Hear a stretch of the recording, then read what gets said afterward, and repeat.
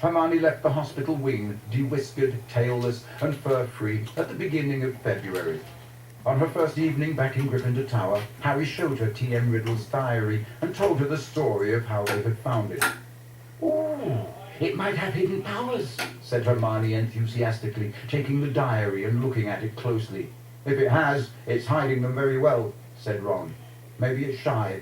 I don't know why you don't chuck it, Harry." "I wish I knew why someone did try to chuck it," said Harry. "I wouldn't mind knowing how Riddle got an award for special awards either." "Could have been anything," said Ron. "Maybe he got 30 OWLs, or saved a teacher from the giant squid. Maybe murdered Myrtle. That would have done everyone a favour." But Harry could tell from the arrested look on Hermione's face that she was thinking what he was thinking. "What?" said Ron, looking from one to the other. "Well, the Chamber of Secrets was opened 50 years ago, wasn't it?" he said. "That's what Malfoy said." "Yeah?" slowly. "And this diary is 50 years old," said Hermione, tapping it excitedly. "So?" "Oh, Ron, wake up," snapped Hermione. "We know the person who opened the chamber last time was expelled 50 years ago.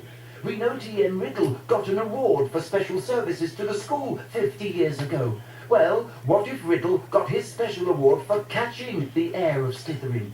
His diary would probably tell us everything. Where the chamber is, and how to open it, and what sort of creature lives in it. The person who's behind the attacks this time wouldn't want that lying around, would they?" "That's a brilliant theory," Hermione said, Ron, "with just one tiny little flaw. There's nothing written in his diary." But Hermione was pulling her wand out of her bag. "It might be invisible ink," she whispered. She tapped the diary 3 times and said, "Apparition." Nothing happened. Undaunted, Hermione shoved her hand back into her bag and pulled out what appeared to be a bright red eraser. "It's a revealer. I got it in Diagon Alley," she said. She rubbed hard on January 1st. Nothing happened. "I'm telling you, there's nothing to find in there," said Ron. "Riddle's just got a diary for Christmas and couldn't be bothered filling it in." Chapter 12, The Polyjuice Potion. They stepped off the stone staircase at the top, and Professor McGonagall rapped on the door. It opened silently and they entered.